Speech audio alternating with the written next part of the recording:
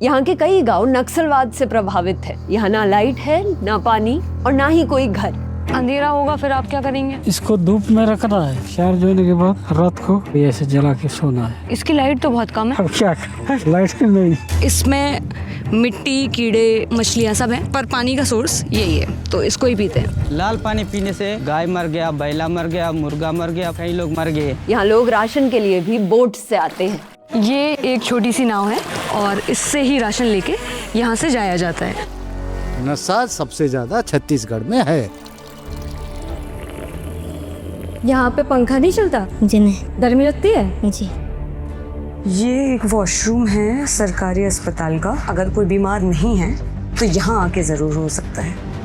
1998 में एक घटना हुआ, वो समय विस्फोट किया, 13 जवान मर गया उधर। यहाँ कुछ नहीं है, कपड़ा भी ले गए, खाना पार्टी ले गए, घर का टेबल कुर्सी सब ले गए। और यहीं की लाइफ को समझने पहुंची मेरी टीम।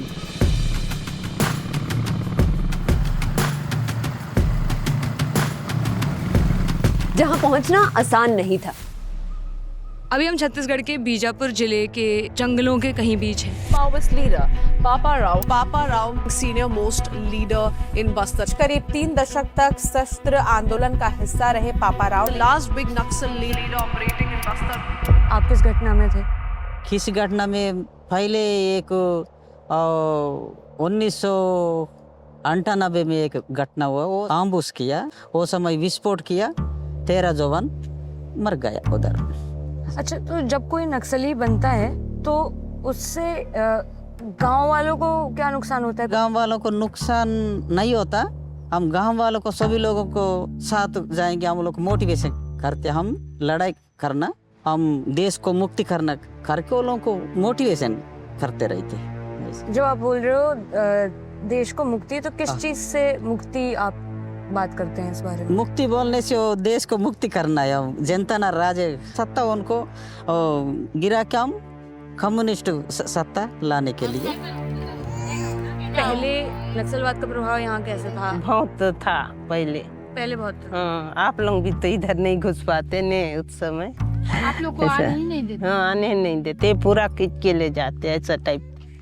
अभी कम हो गया। नक्सलियों के डर से कई लोग अपने गांव खाली करके चले गए थे, पर आज कुछ लोग वापस अपने गांव लौटने की कोशिश कर रहे हैं, पर अब उनकी जिंदगी पूरी तरह बदल चुकी है। और आपका घर कहाँ पे था? यही था पहले का घर। पहले का घर यही था, मिट्टी का कपड़ा बनाते हैं ना। हाँ। उसको मैं बनाया खुद। 2005 में वो मारकाट वाले आए तो छोड़ के पक गए। तो यहाँ कुछ नहीं है, कपड़ा भी ले गए, खाना पार्टी ले गए, घर का टेबल कुर्सी सब ले गए। तो आप जब यहाँ से गए तो कुछ लेके नहीं जा पाए? रात को चोरी से बगे आए हम, पहना हुआ कपड़ा से।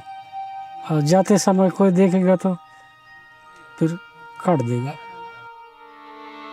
ये एक राशन सेंटर है। यहाँ लोग 3-4 घंटे चलकर आते हैं राशन लेने के लिए। क्या नाम है आपका? मनकी। हाँ। आप कितने बजे आए यहाँ पे? सुबह 9 बजे। 9 बजे सुबह। किस लिए आए हैं? चावल लेने के लिए। तो अभी मिला है चावल? मिल गया? अभी मिलेगा, तो अभी वेट कर रहे हो?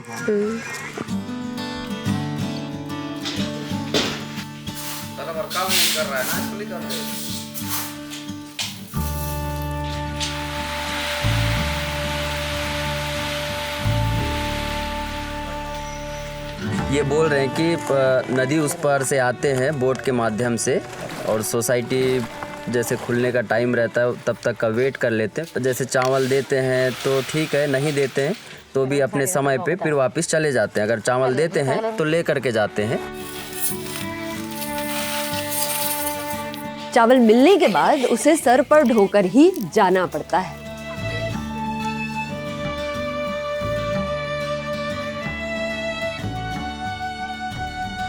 यहाँ सिर्फ 2 घंटे में हमारी हालत ख़राब हो गई है इतनी धूप में, पर लोग रोज़ नंगे पैर यहाँ से जाते हैं पैदल चल के राशन अपने सर पर लेकर। तो ये आसान तो नहीं है जितना हम अपने घरों में बैठ कर 10-20 मिनट में ऑनलाइन खाना या राशन मंगा सकते हैं, पर ग्रामीण भारत की हालत बहुत ही अलग है। ये एक छोटी सी नाव है, इसको पार करके मनकी और उनके घर वाले जा रहे हैं और इससे ही राशन लेके यहाँ से जाया जाता है, जो कभी भी डूब सकती है ऐसा मुझे लग रहा है, क्योंकि इसमें पानी भर जाता है, ऐसा उन्होंने बताया हमें।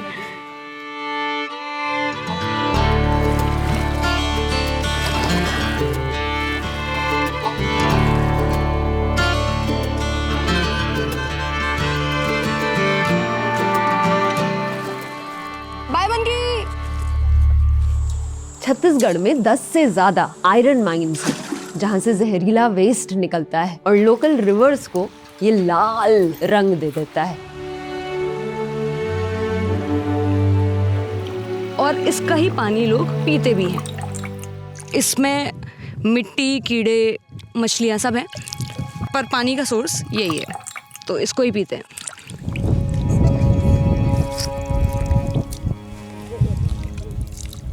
यहाँ का पानी पिएंगे ना पूरा गड़बड़ हो जाते हैं, बीमार पड़ेगा फिर, इसलिए तो नहीं पी।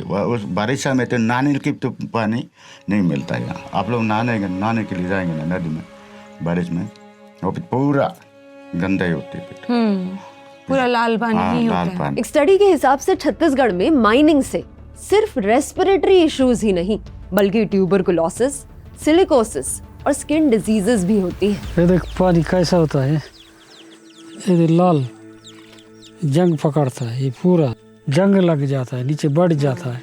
और पीते क्या है फिर? पीने का पानी क्या है? वही तो पीते हैं, और कौन सा पिएंगे? वही पीते हैं। है? तो लाल पानी पीने से बीमारियां नहीं होती? होती है ना, होती है। हाँ, कभी कभी नदी का लाते हैं कुआं बना के। पानी, हेल्थ और एजुकेशन, ये तीनों ही बेसिक राइट्स है, पर यहाँ ये तीनों ही मिलना बहुत मुश्किल है। अब अंधेरा होगा फिर आप क्या करेंगे? ये देख दिखाता हूँ आपको। हाँ, इसको धूप में रखता हूँ, इसको धूप में रखना है। हाँ। इसको ये चार्ज होता है, चार्ज होने के बाद रात को एक खड़ी ऐसे जला के सोना है। अच्छा, टॉर्च जैसा रहता है। इसकी लाइट तो बहुत कम है। हाँ, आज ठीक से चार्ज नहीं हुआ है। इसको इधर दिन निकलता है ना, ऐसा रखना है, तो इधर जाता है तो ऐसा रखना है, तब फिर ये चार्ज होता है फुल, इसी से उजाला प्रकाश। अब क्या करें, लाइट नहीं, लाइट का भी थोड़ा व्यवस्था कर दे। उम्मीद तो है आ जाए। पूरा धूल यहीं आता है खाना के ऊपर। अच्छा, आप खाना बनाते हो ना, धूल आती है पूरी। सुबह भी बना धूल, शाम को बना भी धूल, पूरा रोड का पूरा आता है यहीं। और जैसे सब्जी लानी हो, राशन लाना हो, तो वो कहाँ से लाते हो? गंगालूर से, बीजापुर से लाते हैं। कितना दूर है? अब यहाँ से कितना 25 किलोमीटर होगा शायद। अब मेरा काम है जाने। यह सुबह से उठो, कुल्हाड़ी पकड़ो, जाओ जंगल में। अब जंगल का काम करके यही लाके डालता हूँ। अब क्या बता रहा हूँ तुम्हें ना। ये जंगली इलाका सालों से नक्सलवाद का शिकार रहा है। जो लोग नक्सलवाद से बच पाए वो गरीबी या बीमारी का शिकार हो गए। आज भी इस गांव से हॉस्पिटल 15-20 किलोमीटर दूर है, इसलिए आशा वर्कर्स ही यहाँ लोगों की उम्मीद है। मैं CHO हूँ यहाँ की, कम्युनिटी हेल्थ ऑफिसर। यहाँ पे गांव-गांव में हम लोग हेल्थ सेवा देते हैं। और जैसे कि यहाँ के गांव वाले ना ट्रीटमेंट करवाने हॉस्पिटल नहीं जा पाते हैं, इनके पास सुविधा नहीं होता, तो हम लोग हर गांव में जाके इन लोग को इलाज करते हैं और टीकाकरण इन लोग को हम लोग देते हैं प्रॉपर। पहली बार इनका बीमारी निकला था तो मैडम मैं भी नहीं जानती थी। अब क्या बताया फिर डॉक्टर ने? डॉक्टर बोला कि मास्क पहन के बात करो, आपका डोज खत्म करो बोले। फिर उसके बाद ना फिर नहीं सुने, पीना के स्टार्ट किए। 6 महीना तक खाने बोले थे। अब मैं तो झूठ तो नहीं बोल सकती मैडम, अब मैं कुछ नहीं बोल पाऊंगी मैडम। जिंदगी इसकी इन्हीं का है ना, मेरा नहीं है। तो यहाँ जब पीरियड्स आते हैं औरतों को, तो क्या अभी भी कपड़ा यूज करते हैं या क्या यूज करते हैं? जैसे कोई एकदम के जो अनएजुकेटेड है ना, वो लोग कपड़ा भी यूज़ करते हैं। अब किसी के पास पैसा की परेशानी है, वो लोग थोड़ा सा करते हैं। अभी सरकार से तो पेड अवेलेबल नहीं हो रहा है ना, तो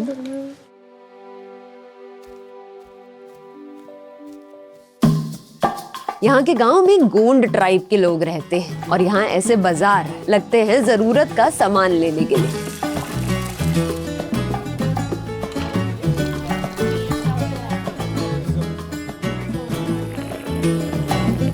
लंदा बीता दादा सल्पी बीता दादा भूई सल्पी नु आए दादा रूख सल्पी आए चाटुंदा का चापड़ा चटनी बोला मजा आए। इतनी है मैडम मेरा भाषा। क्या मतलब हुआ इसका? है कोई पीता है, कोई खाता है, कोई बायले पीला को मारता है। अब चपड़ा चटनी और लंदा पीता है।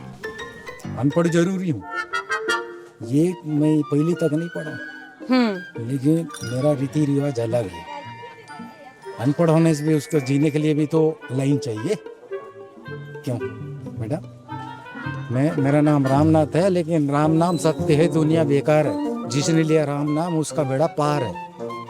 राम नाम भोजो पेट के लिए खोजो, पराय माल अपना राम नाम जपना। कैसे मैडम?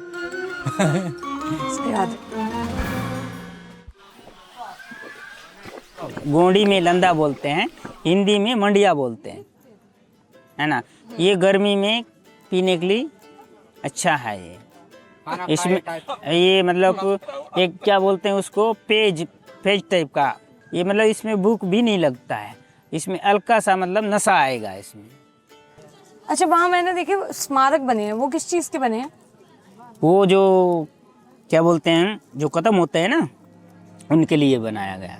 और जब किसी की मृत्यु होती है तो उनको जलाते हैं या गाड़ते हैं? नहीं, जलाते भी है, गाड़ते भी है। हाँ। ये कैसे डिसाइड होता है कि गाड़ना है या जलाना है? इसमें ना मतलब जो मतलब अपने प्रकृति को मानते हैं ना, उस टाइप के लोग मतलब रहते हैं, उन लोग को गाड़ते हैं, है ना। जो मतलब ऐसे साधारण जैसे हैं, हम हो गए हैं, ये लोग हो गए हैं, ऐसे लोगों को जलाते हैं। अच्छा। हाँ। नशा सबसे ज्यादा छत्तीसगढ़ में है। मोआ गिरता है, ऊपर से सल्पी गिरता है, लंदा और बेला चलता है।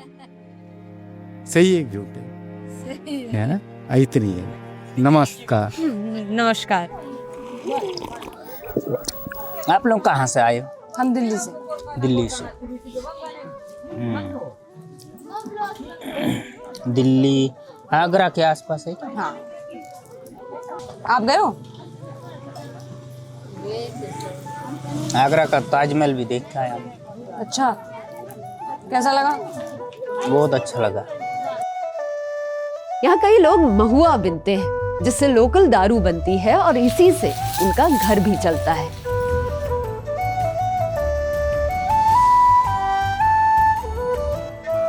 हम जब इंडिया में नशे की बात करते हैं तो एक दो स्टेट्स के बारे में ही बात करते हैं, लेकिन यहाँ हर दूसरे घर में आदमी नशा कर रहा है और ये सब झेलती यहाँ की औरतें ही हैं।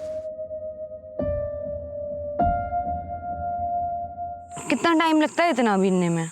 वहाँ बीनने के लिए सुबह से आते हैं, 6 बजे से लगते हैं, 3-4 घंटा लगता है। 3-4 घंटा लगता है। फिर उसको आप बेचते हो? हाँ, सुखा के बेचते हैं। सुखा के। तो कितने में बिकता है फिर? 40-50 रुपया किलो में। अच्छा। इसका किलो है 200 रुपया तक। अच्छा, ये महंगा है? हाँ, ये महंगा है, फल है। ये मोआ का जो आजकल मिठाई बन रहा है, हाँ, लड्डू बन रहा है। अच्छा, ये तो मैंने सुना था दारू में यूज। हाँ, दारू में भी यूज होता है। अच्छा, और मिठाई में भी यूज? हाँ, मिठाई में भी यूज होता है। तो यहाँ के लोगों की लाइफ जो है वो जंगल पे कितना निर्भर करती है? बहुत सारा। बहुत सारा। क्या क्या आप जंगल से लाते हो? जंगल से हर चीज़ मिलता है, बाजी, कुछ खाने का बाजी मिलता है, ये फल और भी फल होते हैं, मतलब तेंदू वाला फल होता है, और ये फल मिलता है, ये मोआ मिलता है, टोरा मिलता है, इसी में निकलेगा टोरा भी। वो तेल निकाल के खाते हैं, वो शुद्ध तेल होता है, उसमें कोई केमिकल नहीं होता है, अपने हाथों से निकाला जाता है उससे।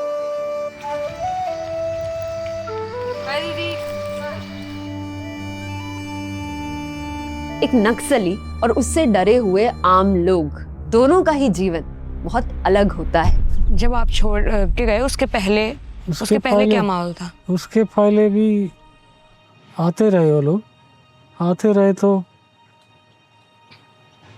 फलाना जगह आओ, खाना वगैरह लेके आओ,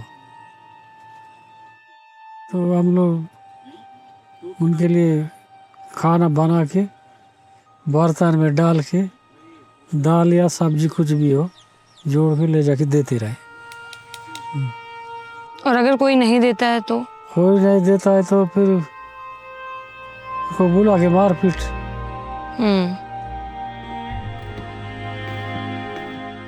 अगर कोई नक्सली बनता है तो और उसको शादी करनी है तो कैसे होती है? वो शादी करते लेकिन वो उनको पूछते, वो प्रपोजल भेजते, प्रपोजल बोलते, वो फलान महिला को मैं शादी हो जाऊंगा, वो शादी होते कि नहीं होते पूछते, राजी होने से शादी करते, और राजी नहीं होता तो? नहीं तो नहीं करते, जबरदस्ती नहीं होती। हाँ, लड़की मन के आगे शादी करूँ दे रहे में। अच्छा, शादी के लिए बोलते थे? हाँ। तो जबरदस्ती शादी के लिए बोलते थे? हाँ, हम जबरदस्ती शादी करूँगी लड़की बन के। तो यहाँ ऐसे गांव में बहुत सारी ऐसे लड़कियों की शादी हुई है जिसको ऐसे डरा के कर दी? हाँ, मेरा भी छोटी बेटी वाले 9वीं पास था, वो तो शादी कर दी। अच्छा, उसको उनसे ही करनी पड़ी? हाँ, उसे ही नहीं कर पड़ी। तो अगर आप चाहो आपकी बेटी की शादी किसी और से हो तो आपकी नहीं चलती? नहीं। यही आपने दुकान खोली है? उधर है दुकान खोली। यहाँ पे आप खाना बनाते हो? उधर ही बनाती हूँ, बाहर नहीं। उधर बाहर बनाते हो? हाँ। हाँ।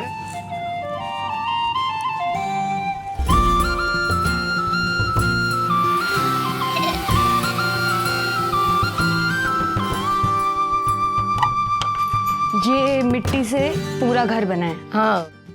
तो यहाँ ठंडक भी है? हाँ, मिट्टी का है नहीं खपरा। हाँ, लेकिन बारिश के समय कोई दिक्कत होती है इसमें? हाँ, इसमें पानी आता होगा? हाँ, पानी आता है इधर से। अच्छा, ये झूला है? हाँ, इसका छोटू का झूलना है।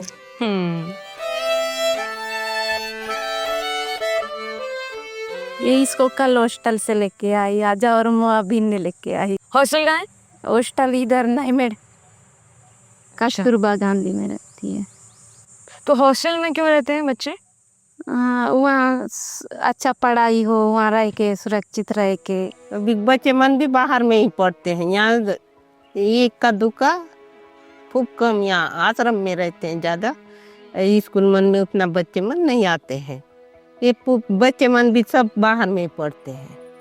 कितने लोग कॉलेज जा पाते होंगे यहाँ से? कितने? यहाँ से कोई कॉलेज नहीं किए हैं। नक्सलवाद से अपने बच्चों को दूर रखने के लिए यहाँ लोग अपने बच्चों को हॉस्टल में पढ़ने भेजते हैं, पर यहाँ उन्हें ठीक से शिक्षा नहीं मिल पाती। OPQRSTUVWXYZ। अरे वाह, ताली बजाओ सब लोग। भाई अपना नाम बताओ। मेरा नाम कैलाश कुहरा में, कक्षा 2 बालक आश्रम जड़ गुट्टा। अरे वाह, कक्षा 2 में हो आप? जी। यहाँ पे पंखा नहीं चलता? जी नहीं। गर्मी लगती है? जी। इतनी गर्मी में इतना पसीना है, कोई पंखा है नहीं, और ये बच्चे तो रोज ही बैठते हैं यहाँ पे, तो इजी नहीं है पढ़ाई भी, यहाँ इजी नहीं है। बच्चे हैं, बच्चे बैठे हैं, वहाँ पहली दूसरी क्लास के बच्चे थे, यहाँ तीसरी क्लास के बच्चे हैं, तीसरी क्लास के बच्चे हैं, लेकिन अध्यापक दोनों ही क्लासेस में अभी तो नहीं है। ये तो बढ़िया साइन किए हैं। आपको कौन सा सबसे अच्छा लगा इनमें से? ये वाला। जी। राइटिंग अच्छी है, ये वाला भी अच्छा है। जी। आप 5वीं में हो, लेकिन आप तीसरी क्लास में क्यों बैठे हो? वहाँ धूप पड़ता है। वहाँ 5वीं क्लास पे धूप पड़ता है? जी। तो यहाँ बैठते हैं? जी। और ऐसे ही ना जाने कितने रूरल स्कूल्स हैं इंडिया में जहाँ बदलाव जरूरी है, इनका भविष्य बचाना जरूरी है। कैसे बदलेगा ये? आने जाने की सुविधा नहीं है तो फिर हम लोग कैसे करेंगे? हाँ, न देश पर तो नदी उस पर कोई गाड़ी जाने लायक है ही नहीं, बाइक भी नहीं, साइकिल भी नहीं जाती। साइकिल भी नहीं जाएगा उधर। कोई बीमार होता है तो उसको इलाज के लिए कितना दूर जाना होता है? हम लोग बीमार के लिए पहाड़ को चढ़ना पड़ता है, पेशेंट को लेके। कैसे चढ़ते हैं पहाड़? हम लोग ढो के लेके जाते हैं। ढो के लेके जाना जी। होता है। और कितना चलना पड़ता है? 3 या 4 घंटा लगेगा वहाँ तक, ऊपर तक। तो अगर कोई बीमार है, उसको जल्द से जल्द इलाज चाहिए तो क्या होगा? फिर उसको कैसा करना है, जैसा कि दवा हुआ दे के फिर ले जाना पड़ता है। और अगर दवा लेनी है तो कितना दूर मिलती है? यही जंगल में, जंगल का जड़ी बूटी। जंगल का जड़ी बूटी? हाँ, अगर नहीं हो पाएगा तो खत्म। लोग दूर गांवों से हॉस्पिटल्स आते हैं, पर यहाँ भी इलाज मिलना आसान नहीं है। अभी हम छत्तीसगढ़ के एक हॉस्पिटल में हैं जहाँ पे 11 बज चुके हैं पर कोई डॉक्टर नहीं आया और पेशेंट्स वेट ही कर रहे हैं अभी। हमारा टारगेट था कि 2025 तक टीबी इंडिया से एलिमिनेट हो जाएगा, लेकिन आज हम 2026 में हैं और टीबी के केसेस यहाँ अब भी हैं।